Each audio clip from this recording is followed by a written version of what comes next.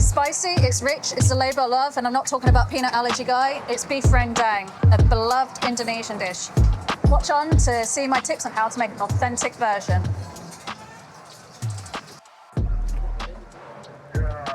We definitely have taken our time getting this, but I suspect this is what I think it is. Oh, yay! Look at him!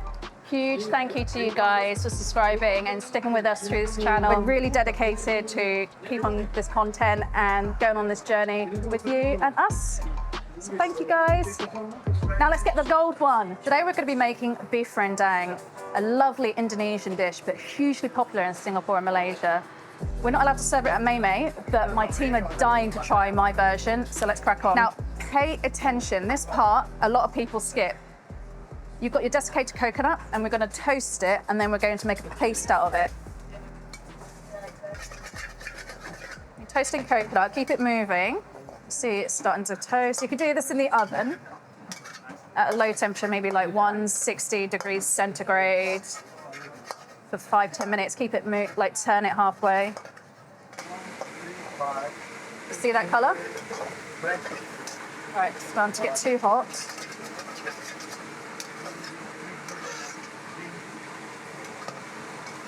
It's ready because you can feel it in your gut. Okay. See? So take your coconut and put it into a pestle and mortar. Try not to make a mess like I just done. We're going to grind it and pound it until it becomes a smooth paste. Now this is going to give that rendang that toasted, rich coconut flavour. This is so key. Don't skip this part.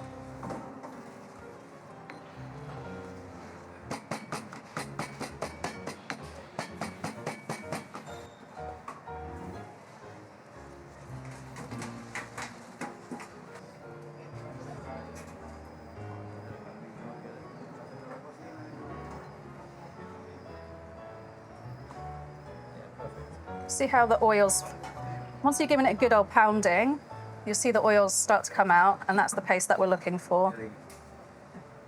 Right, next up, we're going to be making the rempah, which is the spice paste. So we've got our usual ingredients. We've got shallots, garlic, lemongrass, chili, galangal, and I've also got I've toasted up some ground coriander and ground cumin. So you're always going to get a better flavor bomb from your food if you toast dry whole spices and then ground them up in a pestle and mortar. So I'm going to cut off the hard stems to save those for later.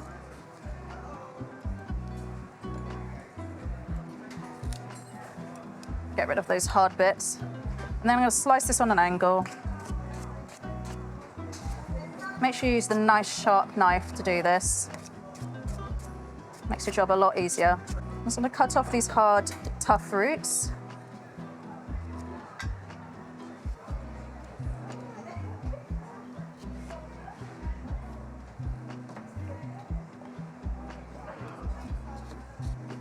Cut it up in smaller pieces so it blends nice and smooth. I want a lot of heat, so I'm going to use quite a lot of chilies for the team today. But you can add as many or as little chilies as you want, depending on your preference. Oil to help it blend. Can I get a spatula, please, Julio? We've got this lovely smooth spice paste. Now that's perfect, ready to go for cooking, but so let's portion up the meat. Today I'm using not so glamorous piece of meat, but it's definitely a piece of meat that you should be aware of using. It's the ox cheek. Now it's a lot cheaper than using some of the main cuts, but nonetheless it's really tasty and perfect for rendang. So we're going to cut it up into smaller pieces, because this cut of meat is going to be super flaky. It braises so well, and it's a lot more affordable, so I definitely recommend you give this cut a go. If not, you can also use chuck or shin, bone-in shin, boneless, or brisket. I definitely recommend using this. I'm going to cut it up into smaller equal pieces so it cooks evenly. Again, make sure you've got a nice sharp knife. because there is the big hard sinew throughout this meat. Don't worry, this breaks down in the braise. I love making rendang because winter and autumn is definitely around the corner, and I love making rendang because when you braise it at home in the oven, long and slow, it just fills your house with all these aromats and spices that makes it feel really like cozy. Obviously, we don't have that luxury here at Momo. Hopefully, the team will appreciate the food. All right, now that we've diced up all the beef, let's move over to get it all coloured. So to colour the beef, we're gonna heat up some vegetable oil or flavourless oil in a pan and colour it evenly. We might have to do this in batches because you don't want to overcrowd the pan. So once that's come to temp, let's drop in the beef.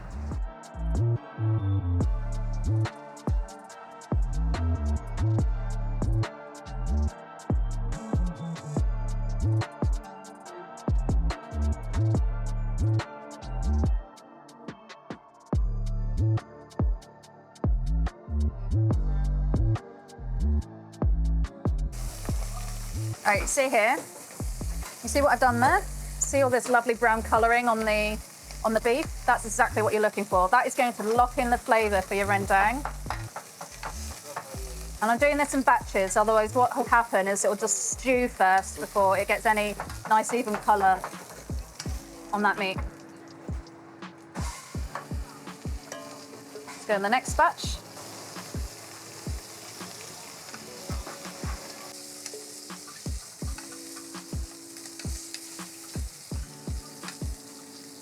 Getting a little hot in here. Wardrobe change, yeah. Whew. We've got all this lovely brown fond at the bottom of the pan. We're going to keep that there, as well as the oils that have come from browning the meat. We're going to use that to cook the rempa, the spice paste, out a little bit, because you want to get rid of that rawness of the garlic and the shallots and those ingredients first before we mix it with the beef. Could I get a spatula, please? And a cloth, actually.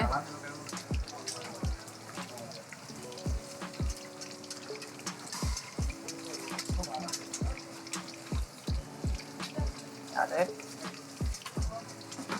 Oh, look at that non-stick. You don't want it to stick, so you can add in a little touch more oil if you want.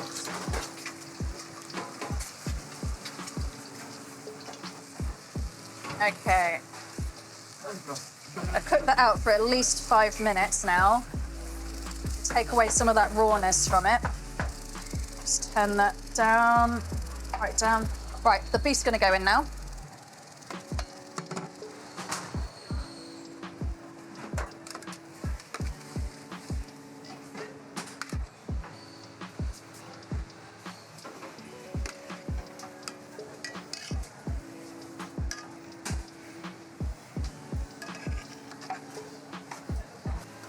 I'm going to put in all those juices as well.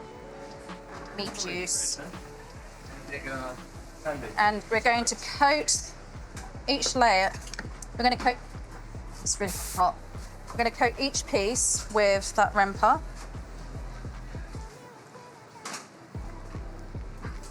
It's quite a lot in this pan, actually. Right, the coconut's going to go in now.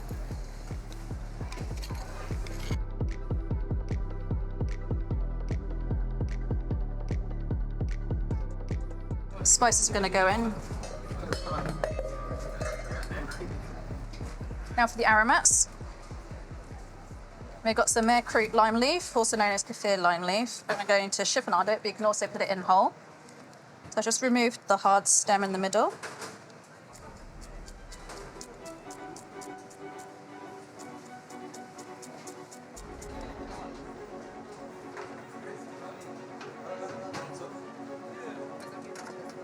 Along with those lemongrass sticks that we saved earlier.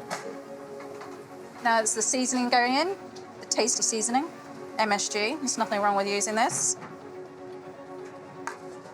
Let's get a little bit of salt in there. A little bit of salt as well.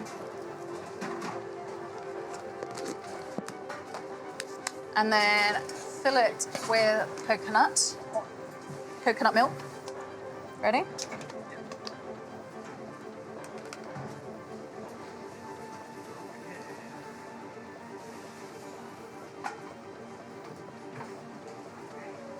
I'm just going to bring that to a simmer. Okay. I'm going to put in some cassia bark. Cassia bark is really similar to cinnamon. Got my catering size of dark soy sauce. We're going to put 4 tablespoons in.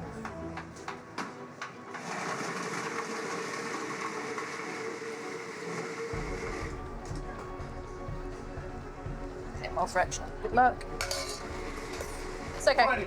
It's okay. Just do what you need to do. I'll work around it.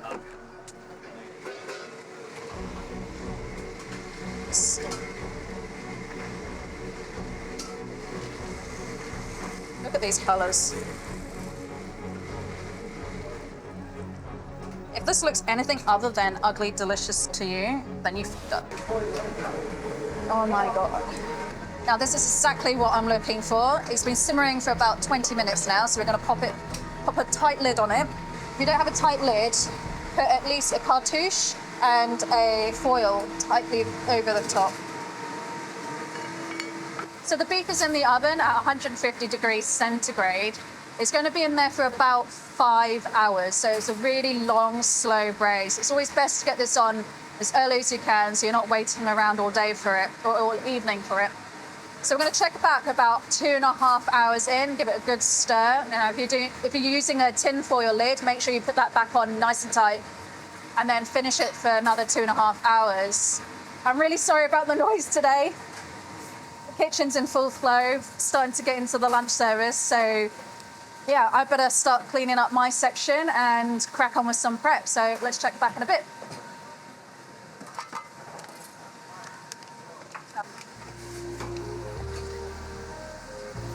Thank you.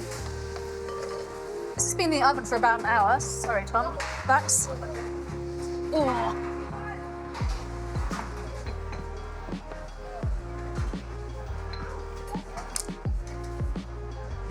Ready? Look at that. Bubbling away nicely. That's only 1 hour in. So imagine what that's going to be like 5 hours in. Unfortunately, I don't have 5 hours today because I've got parent-teacher evening. So I've made one earlier. And this is what it would look like if you left it for 5 hours in the oven, braising. Now, this is entirely up to you, but this is my preference of how I like a beef rendang. I like it on the drier version as opposed to a wetter, saucier version. To achieve this, I've taken the lid off after 5 hours and I let it dry out a little bit more, maybe about half an hour to an hour, up to you. And this is the result I get. And to me, that is perfection. So let's plate up. The team are in for a treat for lunch today. This is a very rich dish, so a little will go a long way. And if you think about, this is mostly meat, so that's quite a hearty dish right there. You won't need too much, but it's gonna be so delicious, you're gonna wanna eat it all. So beef rendang is a really rich dish. So my favorite accompaniment with it would be rice, of course, but also some achar pickles. So this is pickled fruit and vegetables. Sorry, darling, I did this without really thinking, but you sprinkle peanuts all over the achar. Do it without. But the pickled vegetables are going to cut through. The acidity of the vegetables and fruit are going to cut through that rendang wonderfully. So I recommend giving this a go. So there we got it. Beef rendang. Yes, it's taken 6 hours to make, but I recommend if you make this for your partner, your brother, sister, mother, girlfriend, boyfriend, they're going to love you because there's a lot of care, labor of love in this. So leave us a comment if you tried this dish or love it. Give it a go with other meats. You can use goat, mutton, chicken. Choices are endless. I'm really excited about this. Maybe let's give it to the team to try. Sarah's our newest staff member. Would you like to have a go at our rendang?